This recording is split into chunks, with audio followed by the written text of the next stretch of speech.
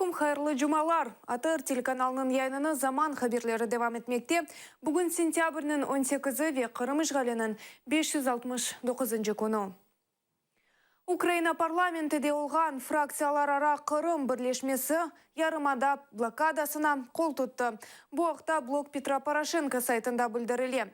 Весиқада шуны білдірелерке 80% шаид электрика весувнен Қырымны Украинадан темен етелер. Эндіден сон есе Украинадан келген маллар еріне Қырымны Русия озу темен етмек керек олacak. Ашаид блокадасы сентябрьнің 20-сінде күндіз башланacak. Башлажақ ашаид блокадасы үшін Қырымда мақсулатлар фияты артты. Базар сатыжылары Украина тарафындан башлайжақ қамачав олажағынен файдаланып, себзелерге фиятларыны көтерділер. Қырымның Руса кеметі фиятларыны көтерген сатыжыларыны жезаламаға ишандыра.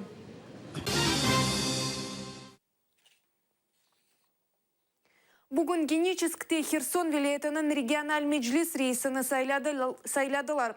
Бұл вазифеге Новоалексеевка мектеп мудиры Ленур Люманов сайланды. Оның намзетіне 35 инсан қол тұтты.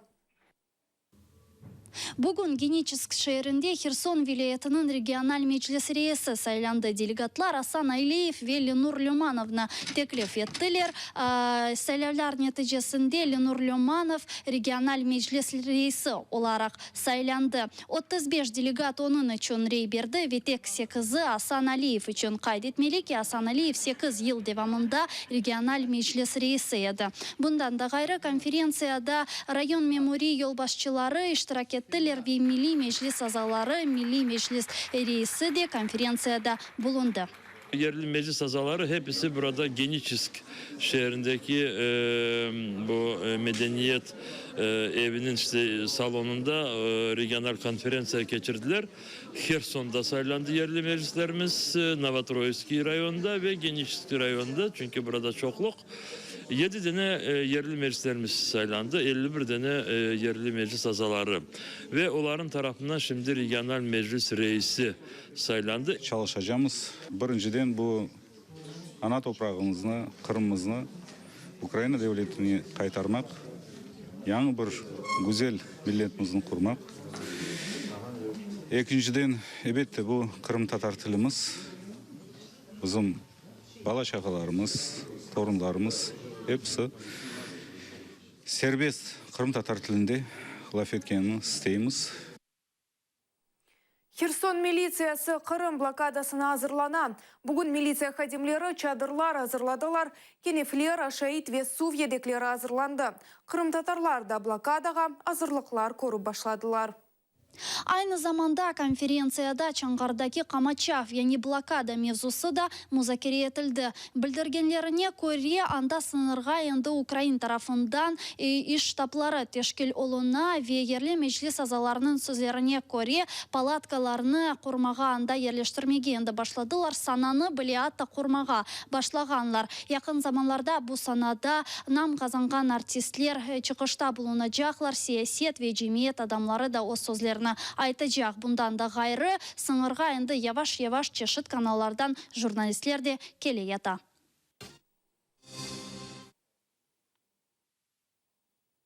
Келечек сене январь 1-ден башлап Қырым сәкенлері федераль миграцион хызметіне екінші гражданлық олғанына мұтлақа хабер етмек кереклер.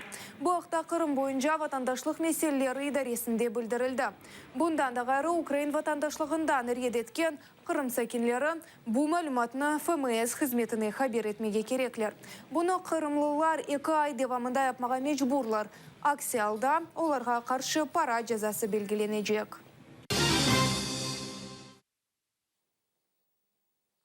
Қырым işgalindен сон ярымадада инсанларының ақлары çoğça bozılıp başladılar. Bu haqta OBSE-nin Küçük Halklar İşleri boyunca yukarı komissarı ve insan hakları boyunca Demokratik İnstitut бюросының умуми сабатында білдірілі. Бұнен берабер весиқада Украина тарафдарларының, Қырым-татар активистлерінің ве журналистлерінің вазиетті финалашқананы білдірілі. Эсабат Юсай Фиде yazılған, оның esasында чешит инсанларының, жымат ырбапларының, журналистлерінің ве саясетчілерінің изатлары esasында yazılған. Сергей Аксенов балалықта ярама солған екен. Қырымның Рус әкиметінің елбашчысы 1993 сенесі Ахмезжетінің арби саяси құрыжылық оқу юртындан қайделеріні бозғаны үшін қудылар. Ләкин оның ресми тәржімеалы шуны көстереке санки оқу юртыны бітірген. Украина халық депутаты Георгий Лагвинский Эмин Аксенов ялан малюматны тарқатқаны үшін жазаланмақ керек. Украина Мудафа назерлігі архивінде олған весиқаларда тешкерувлер кечірді, белі олды ке Аксенов али оқу юртына ойледі бітірмеген. Это является составом уголовного преступления на территории Украины. Не как должностное лицо 358 статья Уголовного кодекса, часть 4, как должностное лицо 366 Уголовного кодекса.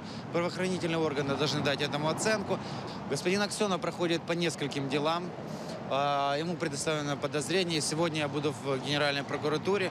Мы будем настаивать в том, чтобы расследование этого дела проходило еще быстрее и в ближайшее время были какие-то результаты.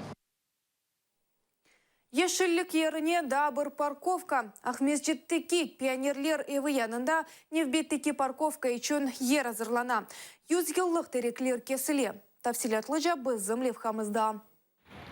Пионерлер евінің янында олған парковканы кеңешлетелер.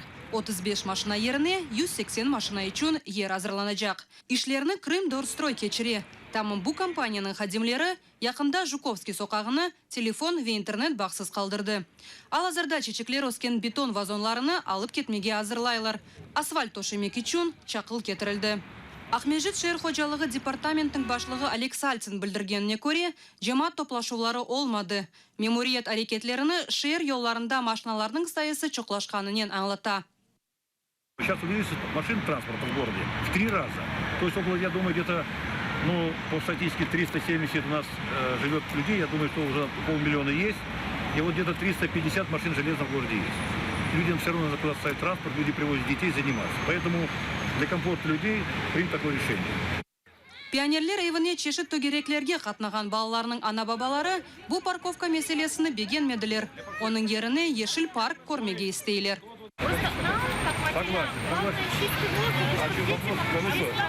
Олег Сальцин вады еткеніне көре ичбір терек кесілмейджек. Ләкин инсанлар оңа ишанмайлар. Оларның айтқанларына көре Қырымның пайтақты ешіліксіз бетонлы орманға бенземеге башлай. Все родители были возмущены.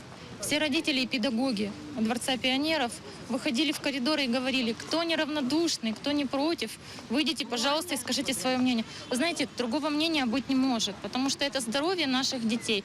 Это элементарный досуг наших детей, чтобы они, может быть, на переменках где-то, когда они чуть освобождаются после одной секции, идут на другую, чтобы они хоть могли выбежать, хоть немножко, понятно, здесь не подышишь хорошо, но вместо того, чтобы озеленить, они даже немножко не смогут тут побегать, они будут натыкаться на машины.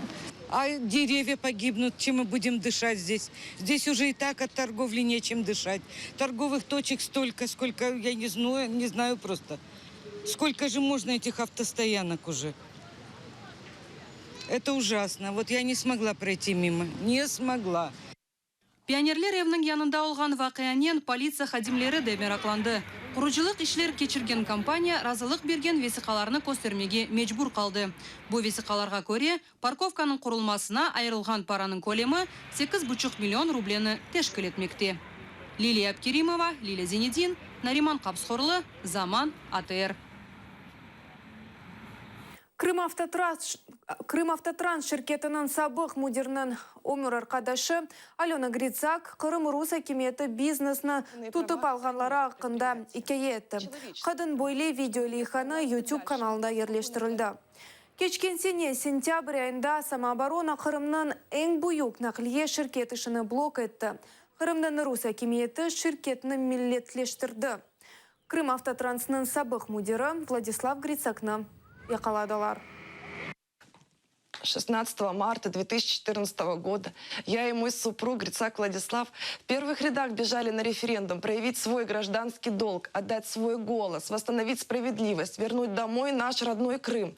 Те эмоции, которые мы пережили, не передать. Я жена Владислава Грицака, совсем недавно успешного руководителя одного из стратегических бюджетообразующих предприятий Крымавтотранс, имеющий 64 автостанции по всему полуострову.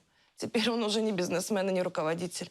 Предприятие, которое он возглавлял много лет, было захвачено вооруженными людьми из так называемой самообороны Крыма, а затем национализировано. Именно национализировано, как это совершалось в 17 году прошлого века. И как это сейчас, в начале 21-го тысячелетия, делается в Крыму. Но этого экспроприаторам показалось мало. Моего мужа посадили в тюрьму. И не потому, что он стал вдруг вором или бандитом, а потому, что его отправили туда воры и бандиты у власти, которые сначала отняли у него предприятие, а потом с помощью услужливой прокуратуры и послушных судов отправили его за решетку. Если Крым — это действительно часть России, он не должен превратиться в черную дыру, в территорию беззакония и чиновничьей вседозволенности. Поэтому я все еще надеюсь увидеть своего мужа на свободе. Кырым-татар милли театрынан Аршын Малалан ойыны театр Чехов Ялта фестивалінде гран-при мүкәфатына элде етті. Бұндан да ғайры милли театр хадимлері чешіт намзетліклерде де біріншілікні қазандалар. Тәфсилатлы жа бізім левхамызда. Казахстан, Русия, Туркия, Иран, Эрменистандан келген 13 театр артистлері 7-нче керек кечерілген театр Чехов Ялта халқара фестивалінде ең мувафақаетлі сайылмақ үшін ярашлаштылар. Қырым татары театрының темсилчилері режиссер-постановщик Ринат Бекташевның Аршын Малалан спектакліні саналаштырдылар. Aşık oldum ben sana. Нәтижеде бұл спектакль ең әйі музыкаль спектакль номинациясында ғалибе қазанды. Бұның бері-бер жюри азалары бір ағыздан саналаштырманы фестивальның ең яқшы спектаклі оларақ белгіледілер. Біз да өзімізге келіп оламайық. Чүнкі бізге біз чықараншу белендік, бөлі бір бізге ей-жанландық. Біз беледік башқа театр гран-при олacak, ama ойлайылдық бізге берділер.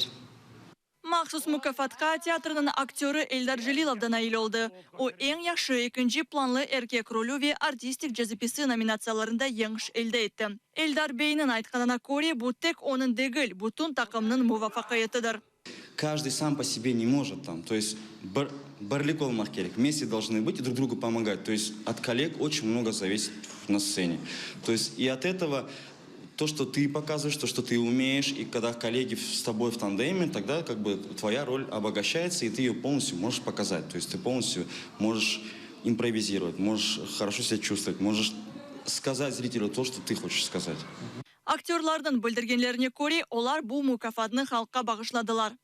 Еще раз доказательство того, что мы существуем на высоком уровне. То есть наша культура, телевидение, театр, они выходят на высоком уровне, и мы каждый раз это доказываем. Эльмира Богурчалы, Назир Дитанов, Искендер Небиев, Заман, АТР. Давалы Киева-Печерск кельсесінің митрополиты Павло видео мұражатына тарқатты. Украин журналистлеріні жазаламақ істей. Өз мұражатында о журналистлеріні ирод деп адландырды. Владыка Павло чоқ еллар девамында чоқ даваларының иштиракчысы oldu. Bir kaç hafta evvelsi metropolitinin 4 milyon grivna turgan Mercedes-Benz arabası yasak etilgen yerde toxtadı. Kiev'nin patrul hizmetçileri onu tembihilediler. Lakin papazını bu pek açıvlandırdı. Вы нарушили сегодня? Да, вы нарушили. Вы нарушили сегодня, были в церкви? Ваш водитель нарушил сегодня. Ничего, слава Богу. Поехали.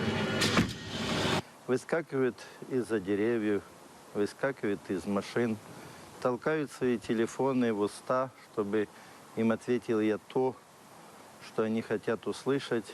Я знаю, что это заказ. Я знаю, что они исполняют чью-то волю. Я журналистов уважаю и со всеми общаюсь, те, которые имеют чистую душу и сердце.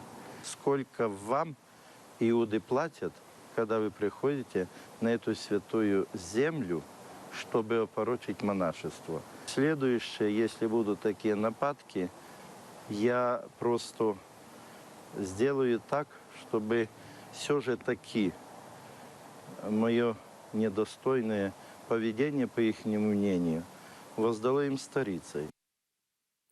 СБУ Сильвио Берлускони чун Украина кырышыны 3 жылға ясақ етті. Кеченлерде Италияның сабық баш назиры Русия президенті Владимир Путинен берабер вақытынжы ишғал етілген Қырымны зиярет етті.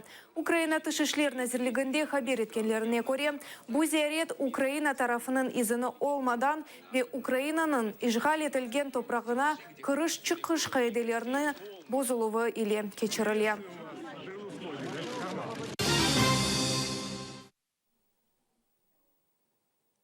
Бойлелікнен яйнымызны екінлейміз эфирімізні бұйы кино девам етмекте. Сізін диққатыңызға 300 спартанцев бедейі фильмі теклиф етілі. Атайрелі оланыз.